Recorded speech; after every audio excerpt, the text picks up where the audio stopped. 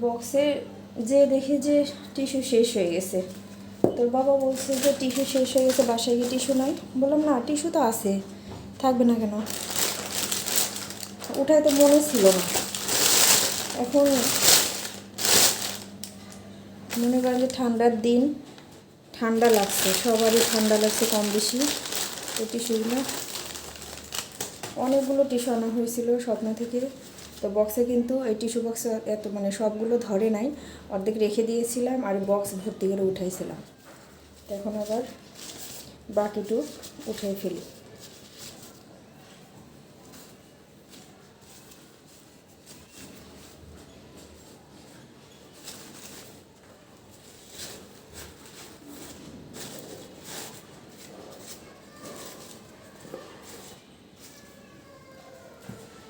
টিস্যুটা উঠানো হয়ে গেল, ফাঁকা।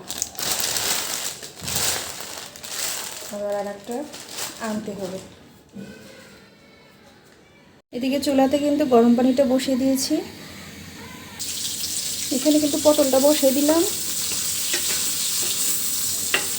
এদিকে 12:30টা বেজে গেছে। রান্না করে শেষ করে গোসল করব, তারপরে ছেলেকে আনতে যাব।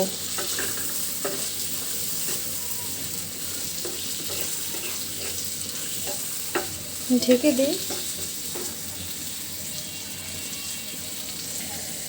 কড়াইটা বসিয়ে দিলাম, পেঁয়াজ কুচিটা দিয়ে দিচ্ছি।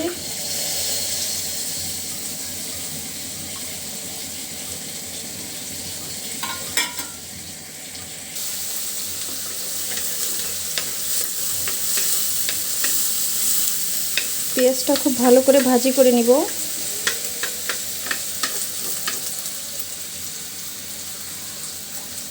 পেঁয়াজ মরিচটা কিন্তু খুব ভালোভাবে ভাজি হয়ে গেছে। দিয়ে দিচ্ছি এর ভিতরে মশলার পেস্টটা।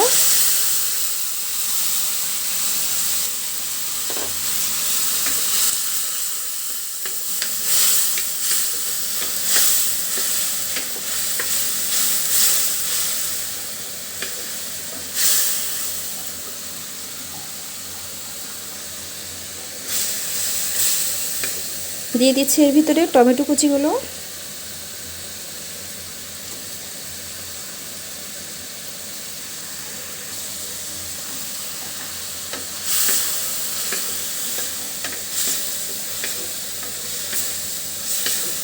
মশলার সঙ্গে টমেটোটা খুব ভালোভাবে কষিয়ে নিব।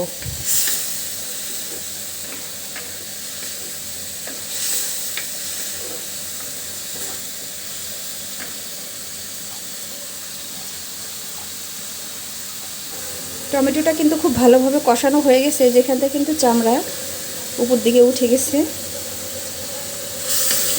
এখন দিয়ে দিচ্ছি এর ভিতরে মাছগুলো।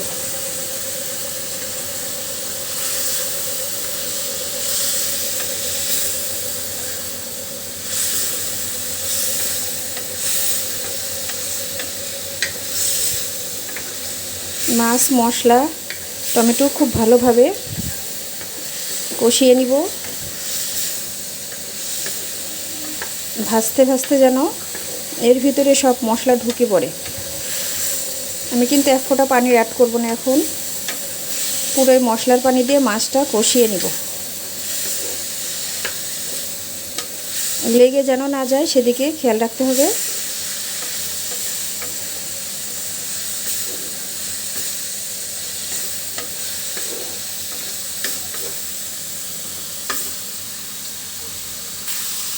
খুব ভালোভাবে কিন্তু কষানোটা হয়ে গেছে। দিয়ে দিচ্ছি এর ভিতরে ফুটিয়ে রাখা পানিটা।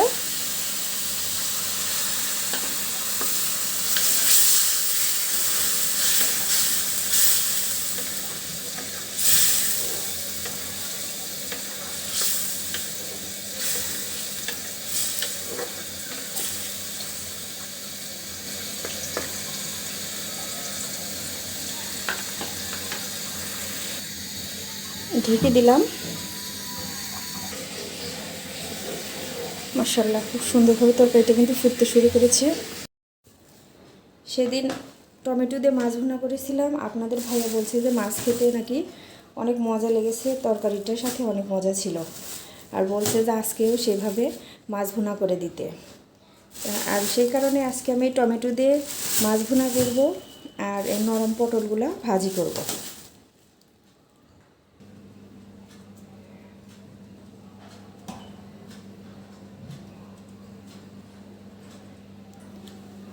পেঁয়াজ টমেটো নিয়েছি, এখন সবগুলো কেটে নেব। হ্যালো এভরিওয়ান, আসসালামু আলাইকুম। এভরিডে ব্লগ ভিডিও চ্যানেলে সবাইকে স্বাগতম। আশা করছি সবাই অনেক অনেক ভালো আছেন। আলহামদুলিল্লাহ আমি অনেক ভালো আছি। তো আজকের ভিডিওটা কিন্তু আপনাদের সাথে পুরোটাই শেয়ার করছি, আর প্রতিদিনই শেয়ার করি, সেরকম আজকেও শেয়ার করছি। আশা করছি ভিডিওটা ভালো লাগবে, আর ভালো লাগলে অবশ্যই একটা লাইক কমেন্ট শেয়ার করতে কিন্তু ভুলবেন না। আর এভরিডে ব্লগ ভিডিও চ্যানেলটা যারা সাবস্ক্রাইব করে দিয়েছেন তাদেরকে অসংখ্য অসংখ্য ধন্যবাদ। আর যারা এখনও সাবস্ক্রাইব করেন নাই তারা অবশ্যই কিন্তু সাবস্ক্রাইব করে ভালোবাসার সাথেই থাকবেন। তো সবগুলো সবজি এখন কাটাকাটি করি।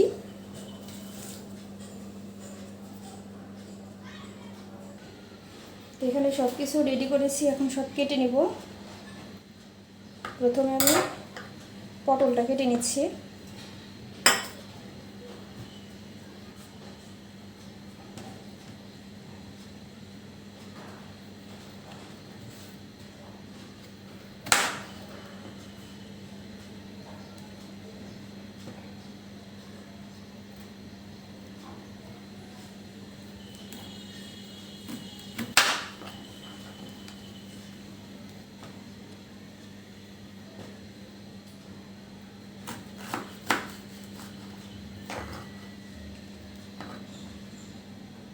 আমার ছেলে এখন সবজি খাওয়া শিখছে বলতে শিখতেছে।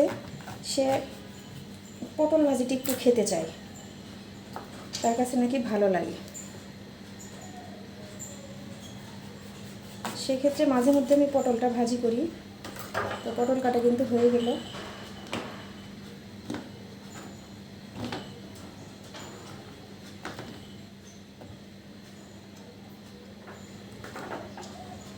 এখন টমেটোটা কেটে নেব।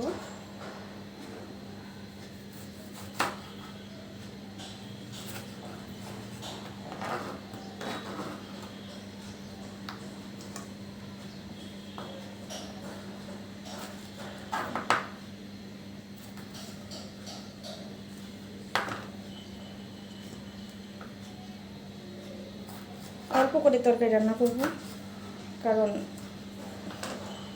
বেঁচে গেলে কিন্তু ওই জিনিসটা পরের দিন আর কখনোই খাওয়া হয় না। ফ্রিজে শুধু রাখা হয় ঠিক আছে, কিন্তু ওইটা ফ্রিজেই থেকে যায়। পুরনো তরকারির প্রতি কারো কোনো আকর্ষণ থাকে না, নতুন যেটা টেবিলে থাকে ওইটাই কিন্তু সবাই খেতে চায়। সেই কারণে অল্প অল্প করে রান্না করব, দিনেরটা যাতে দিনে খেয়ে শেষ করতে পারি, সেটাই আর কি। একটু পরিষ্কার করে ফেলি,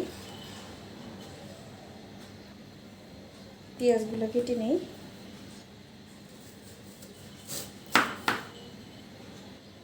ওয়াও, পেঁয়াজের ভিতরে কত সুন্দর একটা কালার।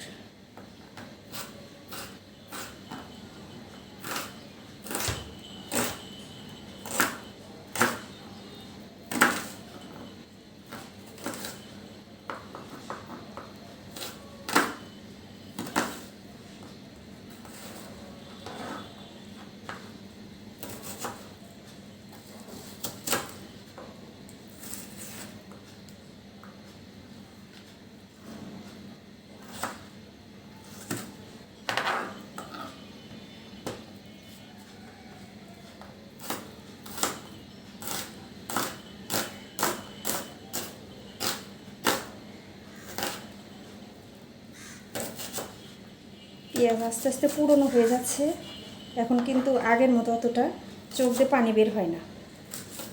আগে যেমন পেঁয়াজ ধরাই যেত না, আল্লাহ কী অবস্থা, চোখ দিয়ে পানি দিয়ে কিন্তু একাকার হয়ে যেত।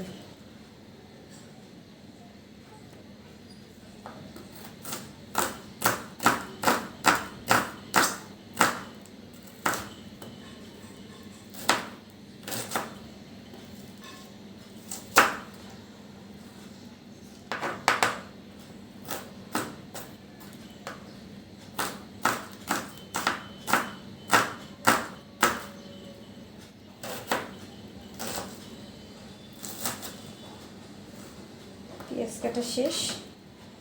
এখন মরিচগুলো, ডালটা কেটে এর ভিতরে পেঁয়াজটা উঠায় নিই।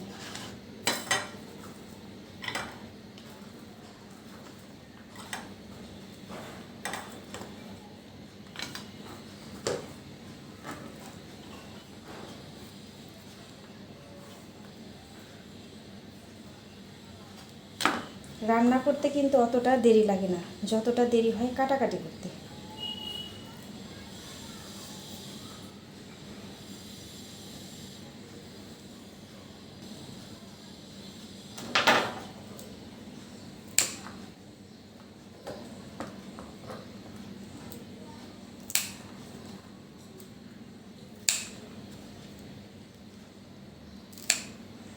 আজকে পানি একটু অল্প অল্প দেখা যাচ্ছে, পানি শেষ হয়ে গেলে কিন্তু বিপদ।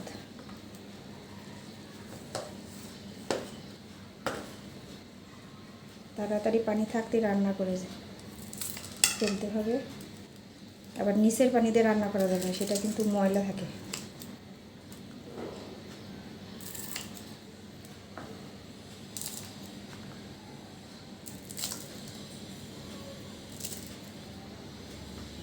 মরিচ বেশি হয়ে যাবে,